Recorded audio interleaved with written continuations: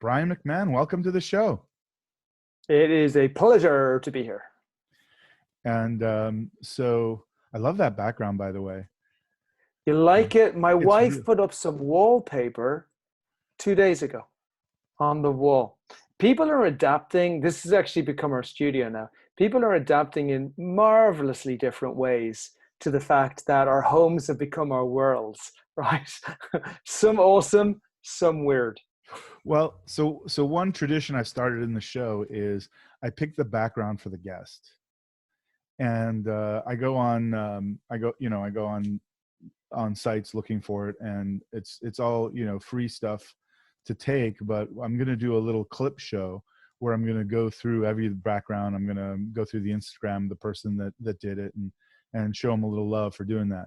But my idea is just like, Expert Dojo, Brian. Like when I think of you, I think of beautiful spaces, and I think of martial arts. And even though I know the dojo is not strictly about martial arts, but getting better, improving yourself, nice, clean, big spaces. So that's why I picked the background that I picked. I like it. Look, you got yourself a Japanese dojo right there. Exactly.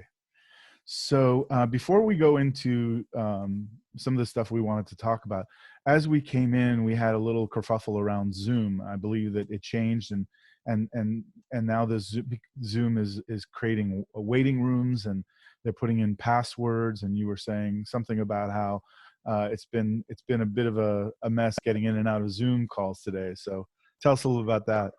Look, I love Zoom, and I love the way we're working right now. And I'm going to go further into that later on in the show. For me, what never ceases to amaze me is whenever anything wonderful becomes really big, there are so many people around it just to pull it down as fast as possible. So Zoom has kind of been our savior. Now, and whether it's Zoom or GoToMeeting or all of that, they've been our savior, right? They've allowed people like me to continue working not just as efficiently, but probably 3 to 4 hours more productively every single day to how I worked before. And now there's class action lawsuits against them because they're taking data. Folks are giving them a hard time about China. You just got it's just tough. I really wish we wouldn't. I wish sometimes that, peeps who are trying to do a good job and a startup who's done well, we just leave them alone and say, you know what? Thank you for your service. As you know, I do a lot of work in healthcare, and I've been living for a lot of the bigger healthcare providers. I had this one big contract with I won't say their name, but they're a Fortune 500 healthcare company. And there were times when I had to work on site, and there were times I worked at home. And the difference between on site and home was, well, let's see, I had a different coffee mug at work, but essentially I'm staring at the same computer, and all day long I have GoToMeeting up, or was it WebEx?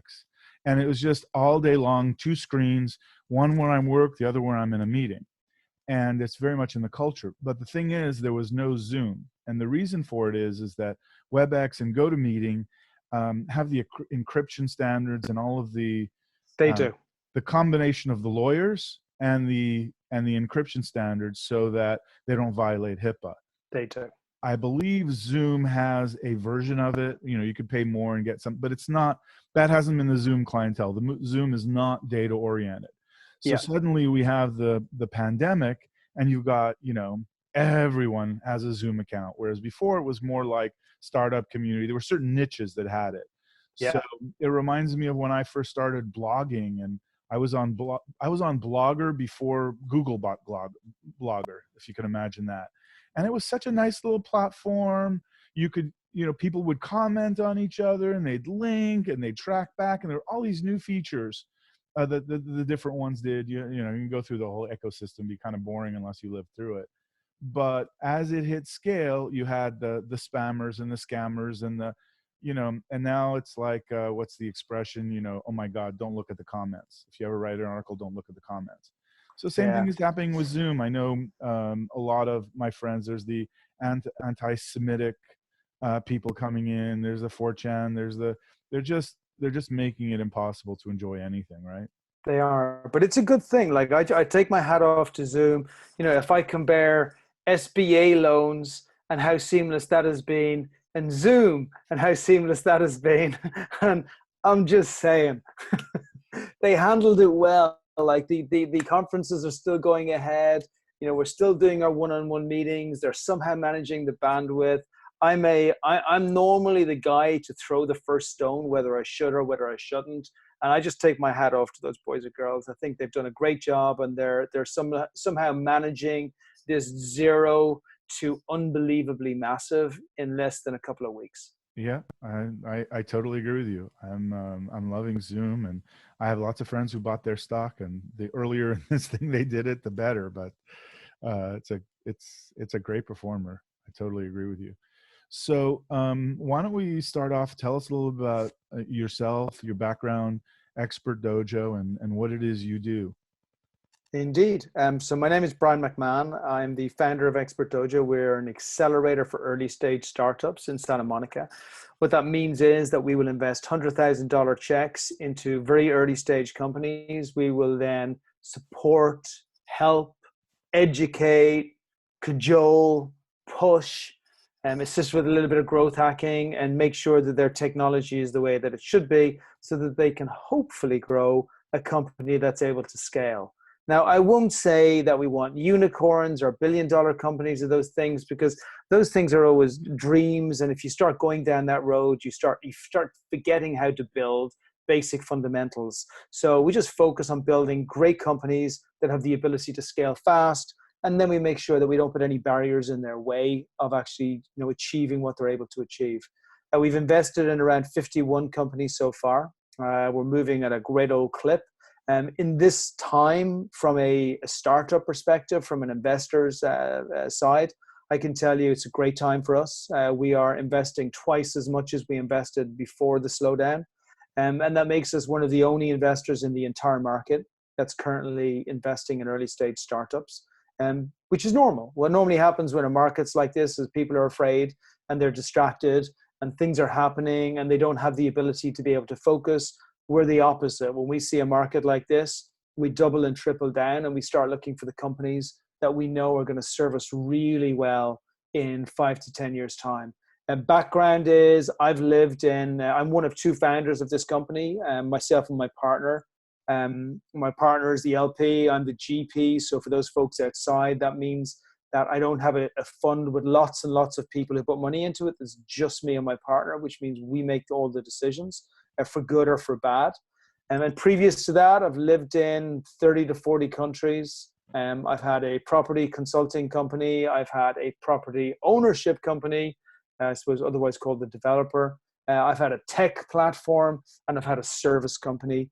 And I've had a good old life. And this is my time now to get involved in really digging deep into early stage startup to see if I can be just a little piece of the wonderful things that are happening in California. Wow. So now you've actually invested since the stay-at-home orders happened as well? We sent out 2 payments for $100,000 a piece today. We sent out 2 last week for $100,000 a piece as well. I have 2 next week that we'll probably do another $200,000 on as well. Yeah, this is the greatest time. Like people are silly. There are 2 things that happen in this time that really piss me off. The first thing is that the VCs bring out their playbook, which means that 30% of all workforce get fired, just as a standard. Before anything else is looked at, the workforce get fired. But what happens is that then just exasperates the problem. Whatever downturn we may or may have not gone into before just means that we definitely go into that. The second thing that happens is that all other investors, or a lot of the other investors, will sit back in a holding position and wait. And the problem with going into a holding position now is that if we let it go down too far, the companies won't be able to survive to actually be the great value investments that you want them to be in the future. So yeah, we believe that, we have an ethical, a social, a moral responsibility. We've also got an economical responsibility to make sure that we just go after better and better companies, stronger founders, and buy and invest our way out of this downturn. Yeah. Well, it also makes you smarter, doesn't it? Because if you're slashing costs because you actually have to, there may be certain businesses where if if you were counting on, let's say, a festival company where you're going to have lots of concerts over the next 2 years, well, you're probably not going to have a ton of concerts. But Yeah. if you've got a sound company that is doing things that people need and providing products that are needed and wanted, there's no reason to just blindly slash out, right? I agree. And look, the companies we just invested in, we got a wonderful caregiving company, which is, they're doing reasonable revenue right now. It's about providing care between folks in the community and older folks who need care. Never has that been more needed. Another company, which is an online training company that specializes in universities. I think it's been pretty obvious from the last 6 months, last at least 6 weeks, that is desperately needed. We have another company which is about slashing costs within enterprise companies by looking at their junk. Really fascinating company. So large You Fortune mean 5. like desks, old computers, I mean like data junk. I'm data? talking about, like, if you look at some of the Fortune 500 companies, they are overpaying by a tune of millions of dollars every single year, just due to the fact that they don't know how to clean out their junk. And the problem with not cleaning out your data properly is that, number one, you've got like the same, like that presentation that gets sent to 27 people and everybody opens it, and then everybody saves it in their personal iCloud.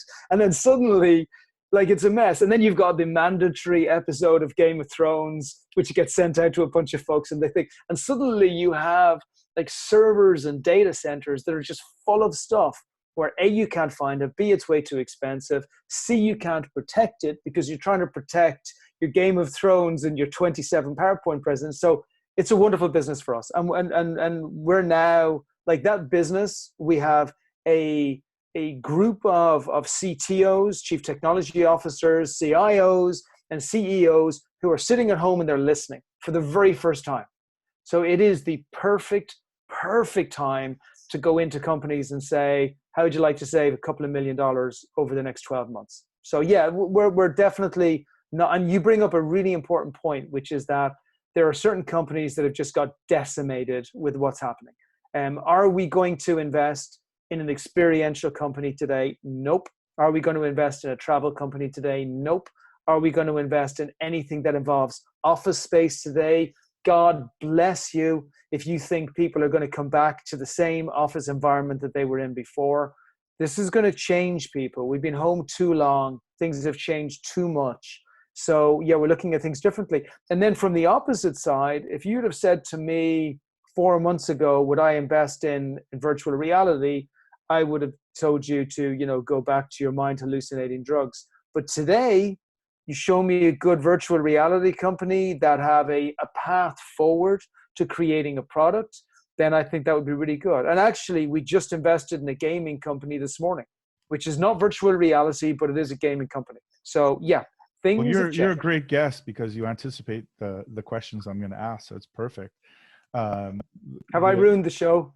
No, it's perfect. I mean, the less work I have to do, the better the show is. So I think so. Let's talk about sports for a minute. Do you see an opportunity around virtual reality in sports, having football, both the American football and what the world calls football? Is there a way that they can improve the experience by virtual reality? And is money going into that to improve the experience while the virus is happening?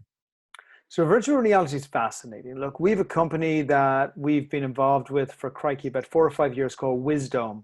And Wisdome are the huge multimedia spheric domes, which are downtown in LA. There's 4 or 5 domes. One is like 600 or 700 people. Next one is 300 people. So imagine the old IMAXs, or imagine the old planetariums where you have the dome and everything yes. there.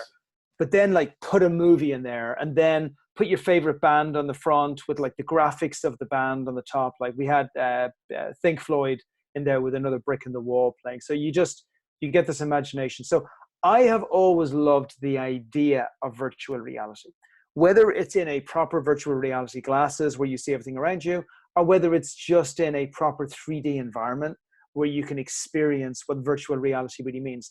The virtual reality has had two challenges, in my humble opinion. And I'm not an expert in the space, but we are definitely an investor who look at the space. And the first challenge has been that it's kind of gone through a wave of euphoria and then non-euphoria and then euphoria again and non-euphoria. And it went through a phase, certainly 5, 6, 7 years ago, where everybody was super bullish on virtual reality. Maybe after Oculus, and then you had co-working spaces in Marina del Rey for virtual reality, and you had investment funds only focused on virtual reality. And then you had movies coming out that were about virtual reality. You had it all. And a lot of investment money went into virtual reality. But the problem it had was it hit the second challenge, which is that the experience was not ready yet. We hadn't built something sufficiently good for people to want to be there. And that was the first challenge. The second challenge was we came to a determination that human beings are generally social people and that we need to have other people around us to be able to engage properly, right? So a lot of folks stepped back and said, oh, it's not going to be social enough because other people aren't going to be here. Nobody's want to go on their screens. It doesn't feel like it's good enough. And it dipped. And then it came back because there was more investment put into it. But then a lot of the investors, including us, we would see the same yoga virtual reality experience with 75 different developers. And we would see the same gaming studios or different gaming studios coming out with similar experiences. And we thought, well, we can't guess who the winners and losers are going to be. We just don't know. The winner is going to be whoever puts enough money into them to keep them going until the experience is sufficiently good and people adapt, right? So it's been a very messy 7, 8 years with watching those companies break through. But, you know, we believe a couple of things are happening right now. Number one, the experience is just getting way better. And not just even avatars and conferences are starting to look much better. Like just the experience seems simpler. Number two, the glasses seem like they're going through a really serious development to make them less like wearing what is it? You know, the guys who used to get into when they used to go deep sea diving, 80 years ago. Yeah. And they put the glass container on their head. A goldfish bowl on your head, but out of metal, right?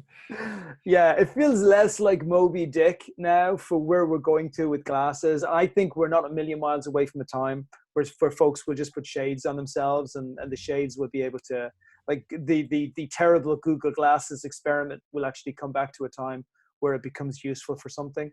So, and then also we're being reprogrammed as human beings. So I've been home for, 4 or 5 weeks. I love it. I'm actually really happy. I've come to the conclusion I don't like people that much. I'm actually really, really happy at home. I mean, I get to 6 o'clock this evening and I have to go for a run. I have to, because I've been at this all day and I want to get out and I want to go for a run. But actually, so I'm getting fitter. I'm very comfortable on my own. I'm very comfortable with the virtual communication that I've been using. I mean, if I didn't physically run an accelerator with events every single evening, I personally would not go back to work. I would stay doing exactly what I'm doing right now. So I am now reprogrammed to be very, very comfortable with any better technology that can help this experience right now become better. So whether it's virtual reality, augmented reality, yeah, bring it on. And we will look at investments in there now.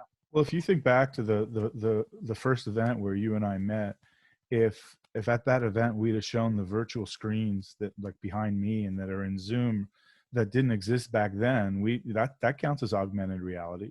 Yeah. I mean, I don't think people are relating to it like augmented reality, but like the advantage to these screens is, first of all, they're fun. My brother, if you're ever in a meeting with him, he just changes them every 2 minutes or so. And all the techies in his company, they're just one-upping each other. What's the most clever background they can put? Now, that could be a little distracting, but it is a lot of fun. But it really has a practical thing. Like, the back, if I pulled this background off, it's kind of a boring, just, there's a wall, there's a chair, there's a bookcase, nothing that interesting. But more importantly, if, you have a little kid going by or your spouse or anything else, and they're just going to grab a book or something, they're being quiet, they don't have to distract because there's a virtual background behind me. So it's actually a real functional thing, right? and you don't have to deal with any of that. So this is an augmented reality that is really useful, and it allows people to personalize it. I've seen a lot of people that put their branding behind it and things of that nature. So it's a small little application. We don't think of it as augmented reality, but that's what it is. 10 years Yeah. ago, that's what we'd have called this. But similarly, because as you may or may not remember, I'm just crazy about hockey. I love ice hockey, and I miss it terribly. And, in 3 months, we may have enough tests, and we may have enough to be able to test all the players and be sure to start playing again. But there's no way we're going to have 20,000 people in close quarters. That's just, even when we're off of lockdown, that's just not going to happen, in my opinion.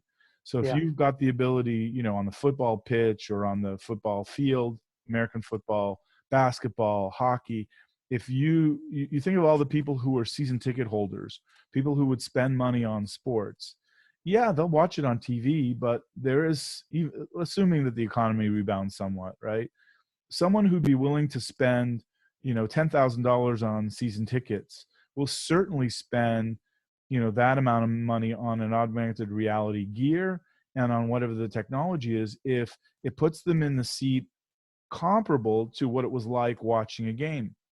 And you think about that application. While we're talking, I got a text message inviting me to another, drinks and social evening with my friends, and we're doing it via Zoom, which is great. But how much better would it be if we had an augmented reality party, Totally. right? Totally. And you're right. And what you're saying about, football and sports and hockey is true as well. Do you remember the movie The Lawnmower Man, which Brett produced? Like, it Yeah. was the first time virtual reality, I think, was ever mentioned. I believe they coined the phrase. It had that really great Irish actor in it, and Pierce Brosnan, and Oh a yes. bunch of other folks. But it was James all Bond. yeah, right. Way before then. I'm Yep, talking like when he I was a remember. kid. Yeah. Yeah. And then, so it was the first time virtual reality came out, and which is so incredible about, and we know the guy who produced that movie really well. And it was so incredible about what he described is now what's coming to be.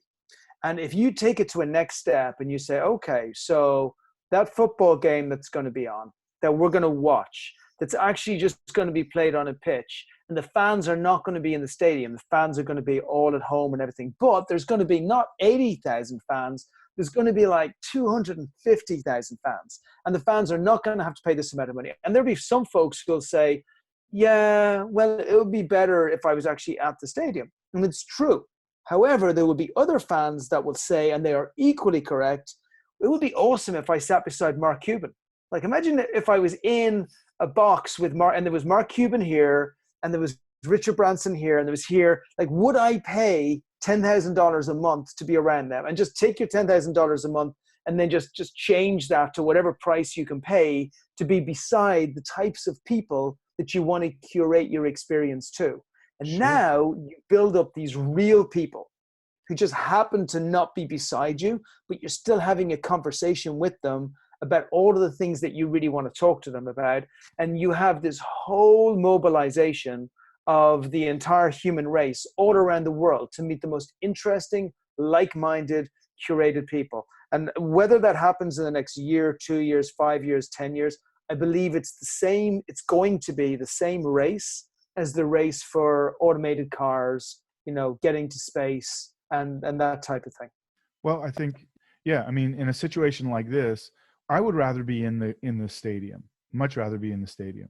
But between there not being any hockey and watching a TV or watching it like this, I'll take it like this. Yeah. I mean, there's different price points, but one of the things you said is bang on. Are you familiar with Tony Robbins and his whole ecosystem? Yeah, sure. Yeah. So, if you've got the money, he's got a platinum level. And what that buys you more than anything else is the community. Yeah. And you fly around with him, and you're around him. And from a business perspective, it's worth it for certain people, because the people that you're around, you do business with, the deal itself will pay for the $100,000 a year. Absolutely. I'm Yeah. not at that level yet, but I could see the whole business value of it. So similarly, if you had something like that in virtual reality, and you got the social connection, there is a tier where that's worth it. But more Yeah. And importantly, by the way, sorry, just to interrupt, there's another tier. Like, how many times have I gone to a football game in the last year? I haven't gone. I don't have time because it involves like a huge effort for me. If I'm going to go, I got to leave here. I got to get in the car. I got to go to the airport. I got to fly where it's going to be. Or even if it's Palm Springs, it's going to take me 5, 6, 7 hours. So what happens is I go 1 in 10 times or 1 in 20 times because it's just not physically possible for me to do it. But what if I could just carve out 2 hours? I come into a room, forget this screen, forget Zoom, forget everything. I'm talking about my room gets transformed into an environment which only has that game happening. The people who are all sitting around me are all of the people that I want to talk to and I want to get to know and I want to become friends with. And maybe I'm only paying $5 because you know what? $5 is all it takes for 250,000 people to be there in an extremely curated way with people around them that they want to get to know, and then to watch the match as if you're watching the match in the stadium. That I would take. Yeah. And that's something you could do even if they don't find a vaccine. That's something that could work. So that's why, I love the virtual reality space. The problem is figuring out who the winner is going to be. Yeah. But beyond that, I see the applications in a lot of different ways. But the biggest one is social. I'd love to have something like that for parties because, okay, so my girlfriend doesn't necessarily know all these friends. So sitting with me in front of a screen with a glass of wine is probably not her idea of a fun evening. And inviting her, right? So you're winding up socializing with your friends, or she's socializing with her friends. It's not going to be, I'm not going to want to sit next to her. I'm going to go do something else, right? So we wind up having a party that's not for both of us unless it's both of our friends. But if you had a virtual reality, I put on some glasses. They may be dorky, but less dorky. And she puts on some glasses, and we're walking around the room, the virtual room, and we're mingling. That would be worth something if we could do that right around now.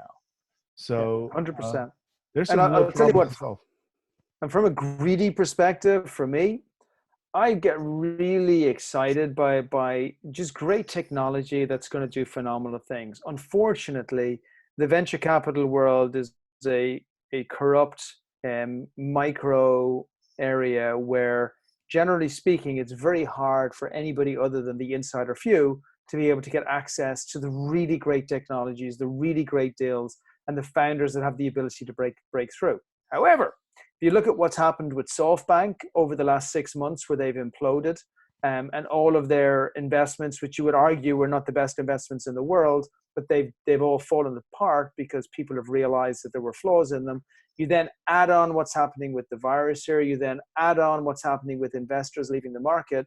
Suddenly we're getting access to phenomenal technologies that actually have the ability to break through and do an amazing stuff in the future. So I literally wake up at 4 o'clock every day, and I'm more excited by the moment at the opportunities that come our way. That's encouraging. So right now, for those of you that have a chance, when this is all over, I definitely recommend attending an event at the Expert Dojo space, because it's really nice. It's in the Santa Monica Promenade, got great views, open air, beautiful weather, just an awesome space. So is it just sitting there sadly by itself with no one there? Yeah, but I'm so happy. I'm so happy that I don't have to go there. I love Expert Dojo, don't get me wrong. And I love our space. I mean, you've been there. It's arguably, I mean, someday when we've got way more time, I'll tell you the story about how I got the space and how great the mall were and how much they supported early stage startups by even letting a bunch of schmucks like us come in and take it over. But what happens is this. Especially over the last 4 weeks, this has become very transparent to me, is that previously we all ran as fast as we could because everybody else was running as fast as they could. So I would arrange, 2 events a week in the startup space, and then 3 events, and then 4 events, and then 5 events, and then suddenly there's just events and events and events and events, because we needed to have the most important central startup area in Southern California so that we could build a proper community, right? Now that we've done that initial part, and I would never change that, I need to focus on our business. I need to focus on our model. I need to focus on what the next 5 years bring. Like, I need to have me and us time so that we can make sure that our startups are taken care of, our portfolio are not going to go into trouble, our strategy is correct going forward, and this is what everybody listening to this podcast should do, that we're scenario modeling so we can make sure that we're making the right decisions going forward. And it's very hard to do that when you've got a time of noise, when you've got nothing but events and meetings and people coming in and everybody saying, hey, Brian, and me saying, hey, you. It's very hard to sit back. So I am incredibly grateful for the fact that it is sitting there quiet. I'm incredibly grateful for the fact that other places are sitting there quiet as well. And all of us have the ability to sit down and work out what is the best and correct strategy to take our business forward through this crisis and out the other side. Well, that's great. But so what do you think coming out the other side? Do you think people see, as much as I love the virtual reality, I crave, the energy of people. So do you see that changing, that people will stop wanting to come to these kind of events? So, I'm an Irish guy, so I can only look at this from an Irish perspective. I am telling you, the second that Ireland is released from lockdown, the second it is released from lockdown, it doesn't matter if it's 9 o'clock in the morning on a Monday or 6 o'clock on a Friday evening, everybody's going to the bar, right? And they will stay there for the week. Nobody's going to leave. That will never change. I've not had any evenings with wine or beer. I just can't do it. I don't get it. And I don't even know what to talk to people about. If I'm in that type of environment because of my background and my culture, and you're the same, but I need it to be with friends, to look at their face, to see, I need to be real and physical and in person. So I believe everybody, as long as we can get out of this damn thing within the next 4 or 5 weeks, and we're out by the end of April, then I think everybody will race back to the bars. Especially, we're in LA, it's summertime, the weather's going to be nice. We've been lucky. It stayed miserable while we were in the house, but it's going to get sunny again. The bars are going to be open. The restaurants are going to be open again. There's going to be deals. There's going to be all kinds of stuff, and everybody's going to rush out to it. And then I think, look, you and I, this is my fourth recession. I did 90s, 2000, 2007. So whatever we're coming into right now was at least the fourth expected recession. So, but this doesn't feel like the other ones. It feels like it's almost forced, and it feels like a recession at all. It feels like, it is technically. I agree. It's force majeure. It's not a business contraction. So we all feel like, we all hope that it's going to come up in a V, right? A lot of some VCs would feel maybe it's going to be a year, 2 years going out. Other ones are quite optimistic and they feel it would be 3-6 months. The answer is probably somewhere near 2021, which would still be your very quick V, coming right back down and coming back out again.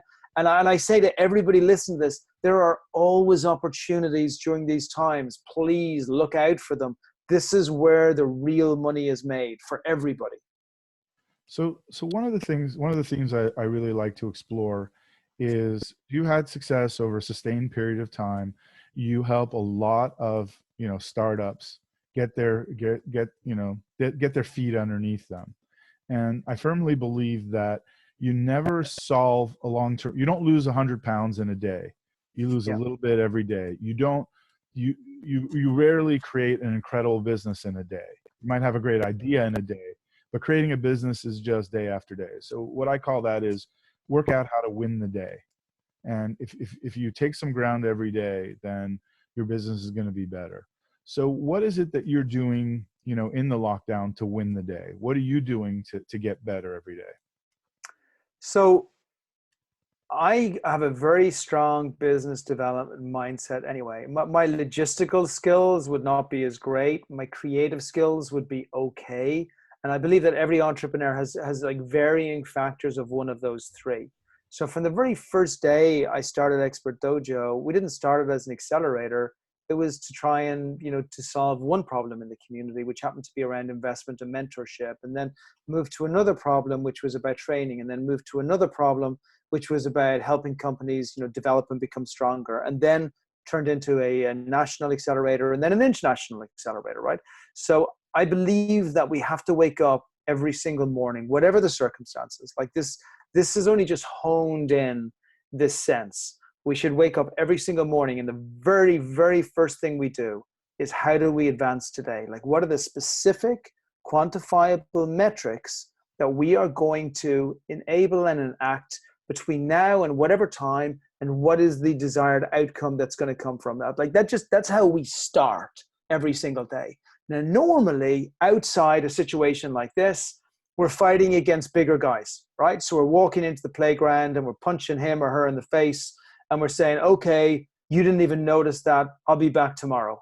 And tomorrow we do the same thing again, because we're a pipsqueak, and these guys are the epic Goliath, right? So, and every single day we go back and do it, and every day we chip away a little bit more, like you said, win the day and try and get there. What's happened in this virus is it's just honed this in. So all of those big guys in the playground that we could never stop from beating us up, and we just hit them with a little punch that they never even noticed, now they notice. Now they're running out of money. Now they're not doing Facebook ads. Now they're not hiring their PR companies. Now they're firing their staff. Now they're hiding away in a corner and they're crying into their milk, and there is an opening. And there is an opening for early stage startups everywhere in every industry. And we have tools and weapons that we never had before. So like, for example, I've written to TechCrunch a bazillion times saying, hey, we're Expert Dojo, you should care about us. And TechCrunch responded in the way that they absolutely should respond, which is that they ignored us, right? Because why the hell should they give a damn about us? However, I wrote to them on Sunday night and said, by the way, we're one of the only investors in the US who are not just actively investing, but we will invest in more women, more minorities, more Americans than any other investor over the next 4 or 5 weeks that we know of.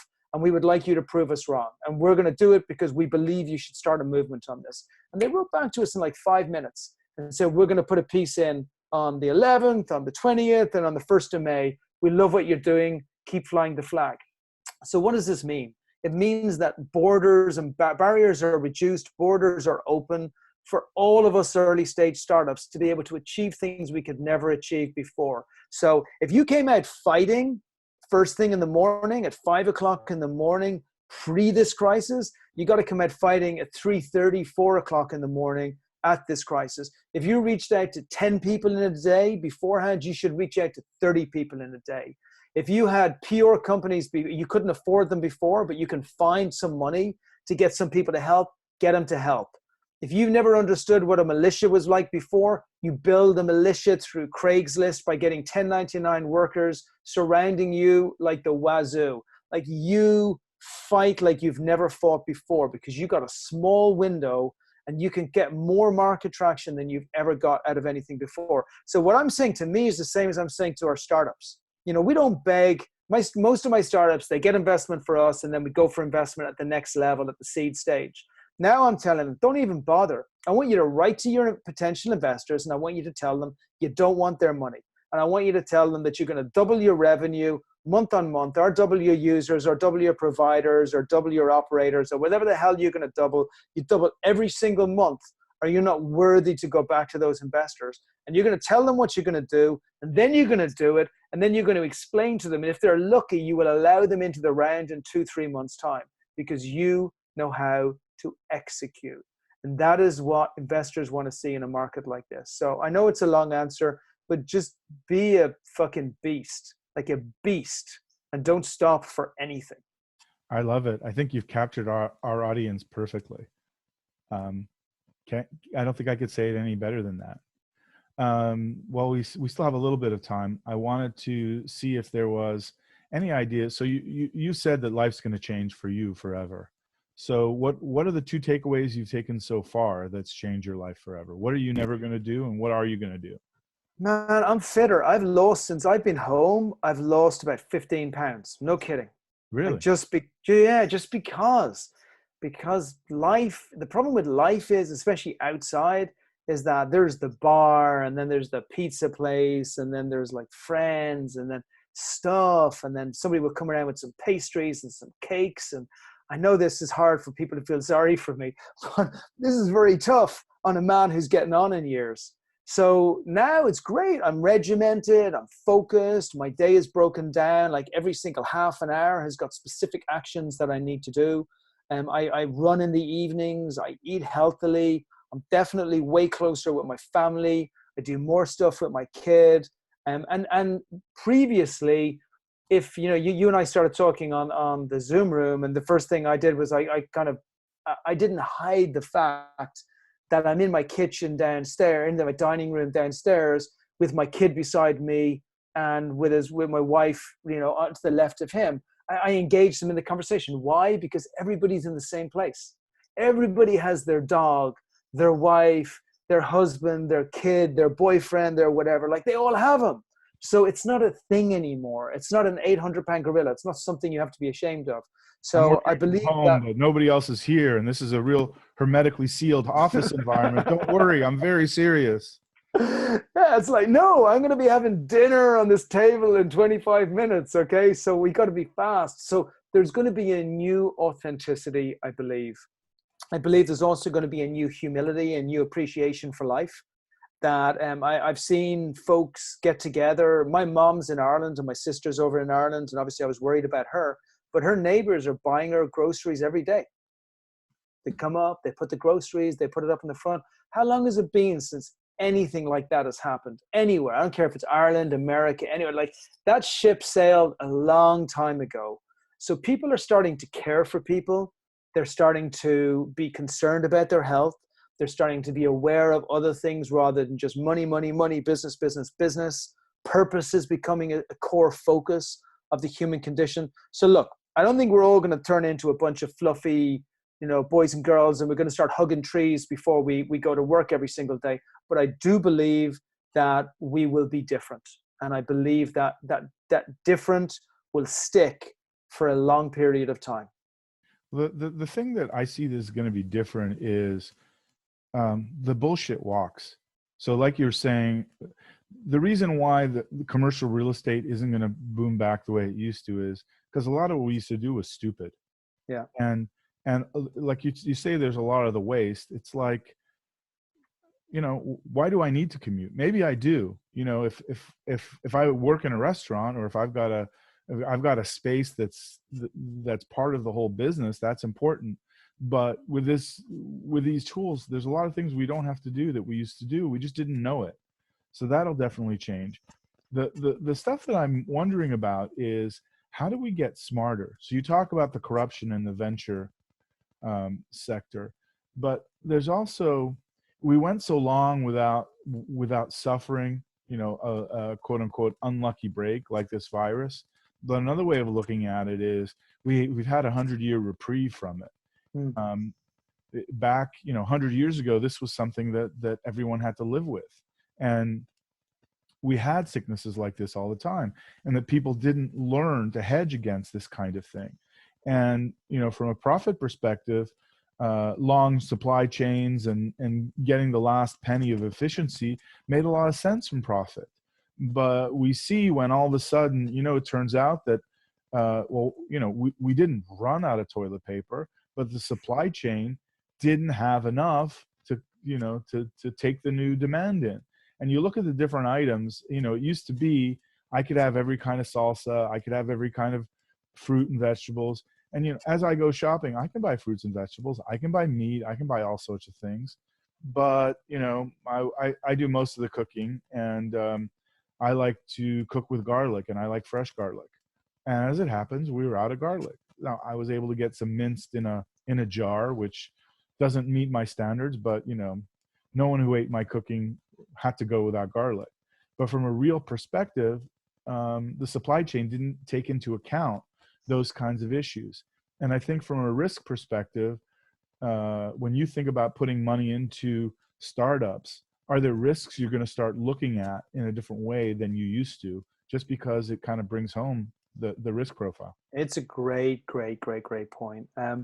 I want to come back to supply chain in a second, but if you'll just humor me, one of the areas I always believed that there was two areas in my lifetime that would never be fixed, never be innovated. And one was money and the second was healthcare, right? And because they're so corrupt and so bad. And the fact that like small families own the entire distribution and value of money in the United States is just so, it's just, we went to such a bad place. And I believed it could never, ever be reformed because it was too deeply entrenched. And the same with healthcare. The fact that lobby groups actually turn, you know, such a large proportion of our population into opioid addicts, and that we have drugs being advertised openly on television stations is just so bad. And that drug development costs $3.5 billion to develop one drug, and that 1 in 20 drugs will make it, and it takes 12 years for the drugs to get to market. Wrong, wrong, wrong, wrong, wrong. And then cryptocurrency came out, right? And cryptocurrency has got its challenges for sure. But what it did was, there's a great line in Iron Man where, you know, the guy's trying to kill Iron Man, and Iron Man says, "Hey, you didn't get me." And the guy's like, "Yeah, but I showed the world that you could bleed," right? So cryptocurrency showed the world that paper money, Fed money could bleed. And so it means it will now never go away. Whatever it becomes or where it goes in the future will never go away. Within healthcare, we have a very similar problem to what we had with money before, but it hasn't been fixed yet.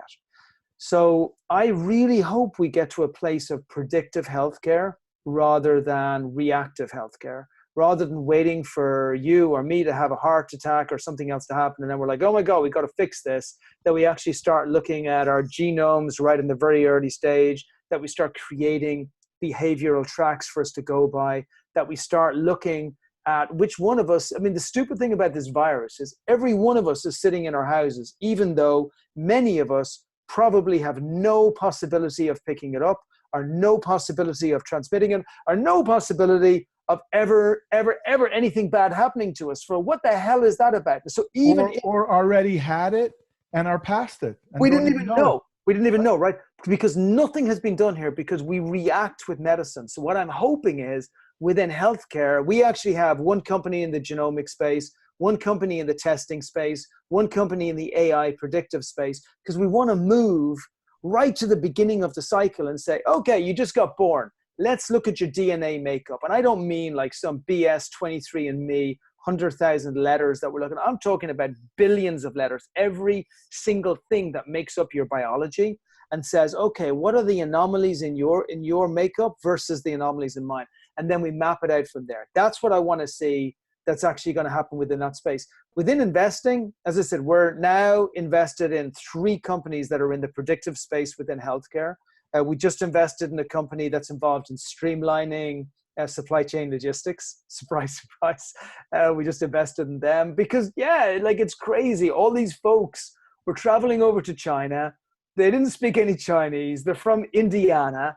And they're like, hey, man, I need a factory. And it's like, cool, you just need to do some molds and we'll be your factory. Yeah, but can I trust you? Yeah, because my cousin said that you could trust me. And it's like, dude, you don't even speak their language. You don't even know how to get here if you're not in a taxi. And like, this is your entire supply chain logistics. It is tens of thousands of miles away with a supply chain that you cannot manage, track, control, adapt, change in any way at all. And you're stuck with it. So it's a joke. And it's not just that smaller companies have done it. And this has nothing to do with Donald Trump or moving stuff back. This is just about smart business operations. I don't care where your supply chain is. Like, I don't care if your supply chain comes out of Germany or comes out of, if it does come out of China, you just have to know your market and control the supply chain. If it comes from Mexico because it's closer and you can bring it up here. If it comes from Detroit, awesome too. But you have to build, people have got to be more consequential about supply chain other than just wanting to save 25% by getting it done with some underpaid, underage laborer who shouldn't be doing it in the first place. Right. And where I'm talking about the risk profile is forget about the politics of the thing where it's out of the country, in the country, what have you. If there's a global pandemic and you were in, I don't know, pick a random country, you're in India's shoes. And India is where, the masks are being made or a certain drug is being made. Are you really going to tell India, are they wrong to say, they've got 1 billion people they've got to worry about? You're going to tell them, no, export the drug because don't worry about your own people. So it's not necessarily that someone's doing something evil, but assuming that the contractual relationship you made is going to be held to under that level of stress is just not a wise bet to make. And if you're looking at risk, you want to make sure something's within your sphere of control. And if Yeah. you say, yeah, I've got a million masks, I want you to ship them over. Well, if you don't ship them over, you break your contract. Right now, I don't think, everyone's like, let's survive first and worry about the contractual issues later, right? So when you're looking at your supply chain, you just have to be smarter about it. You have to take into account a level of risk that we frankly just didn't take into account. Who Sure. would worry about it? Yeah. Saving a penny on a mask was more important than where you were sourcing it from. But No, and 3M are feeling that pain right now, of course, with the U.S. government giving them hell. I'll tell you my only pearl of wisdom. Look, I've learned not much about many things in my 50 years on this planet, but I have seen a lot of startups come through, and I have seen 4 recessions, and I have seen a lot of companies grow from acorns. I don't believe that companies pivot anymore. I don't believe that companies change. I don't believe that even that they have to adapt. I believe that when we start a company, any company, doesn't matter what it is, the company is never more than 13% or 12% or 14% complete. Like, it's just never more than that. That is the level of completion. Even if you have a fully built app, a fully built website, a fully built out team and everything else, because we just made it up. And then what happens after that is you've got 2 different types of entrepreneurs. You've got the one type of entrepreneur who looks at their company and they say, man, I've built something incredible. Look at this company. This is phenomenal. It's great. I'm going to run it. I'm going to grow it. I'm going to make it bigger, and I'm going to make it stronger. And that's how I'm going to do. And those companies generally hit a time like this, and they find out that they don't have enough cash in the bank to get over the crises. They find out they don't have quite the loyalty of the people to get through, and they don't have the business processes, including the supply chain logistics, to be able to survive, to get over the other side. And then you've got the second types of companies. And the second types of companies are the people who realize that they only have one objective every single day, and that is to grow from 13% to 14%, and then any percentile after that. And a lot of the time, it's somebody telling you that something doesn't work as much as it does work that helps you get to the next level and grow and grow and grow. And those supply chain lessons are part of that. Now, personally, I feel that, no company really makes it beyond 70, 75%.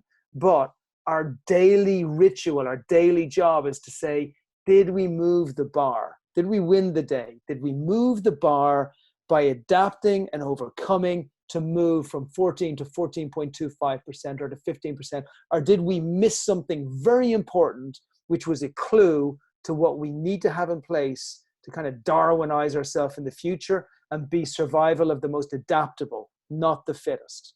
So as long as a business owner through this crisis, you're doing that, and then out the other side, you're doing the same thing, then, you'll stay building a great business. And that's what we intend to do. all right. Now, if someone is watching this and they've got a great business and they want you to know about it, and they think that's something that you should be putting money into, how do they contact you, or what do they do? So I'll always give out my email. I always say to people, I don't evaluate the companies on the first level. Look at Jonathan or Victoria will look at those. But you can email me at brian@expertdojo.com. I'm always happy to give advice or help or any input that I possibly can. It's just brian@expertdojo.com. If you want to apply for the accelerator, just apply at www.expertdojo.com. And it's very simple. It just says International Accelerator. And just click your button there, fill in the details, and that will be sent off to our team. And then we get back to everybody as quickly as we can. Okay. And then one day when we get together as humans again, do you let other people use your event space? Yeah, so it depends on the folks, right? So if we've plenty of startup organizations, your brother has used our space before, which he's always welcome to come there because we love the people he brings. If we see that it's going to help our startup community, like everything for me is about our portfolio, our startup community. If it's something that really assists our startup community, we do a bunch of free events in the space. And if you're a large corporate and you've got loads of money, then we will more than likely gouge you. But everybody else we care about. And we care about the corporates too. We'll just take some of your money. Well, the thing of it too is it's a great space and a great place. So from your perspective, you're gouging, but I tell you it's good value, and it's just it's just not our company. Like I want us to be remembered in the future. We have a lovely space, I know, and I'm very grateful for it. But I want us to be remembered in the future, not for being smart, not for being clever, not for like having a beautiful space, not for doing great events. I want us to be remembered for making a difference within the early stage startup community, that more startups have a successful company. That's it. So anything that helps that become a thing, then it's okay in my book. beautiful. That pretty much sums it up. Is there anything else you want to add? Anything you want to leave our audience with beyond that? If they're not sick of me by now, they need to get a hobby. Excellent. Well, Brian, thank you so much for being on, and we'll have to get you on again and explore some other topics. All right, my friend. Thank you. It's been a pleasure. Till next time.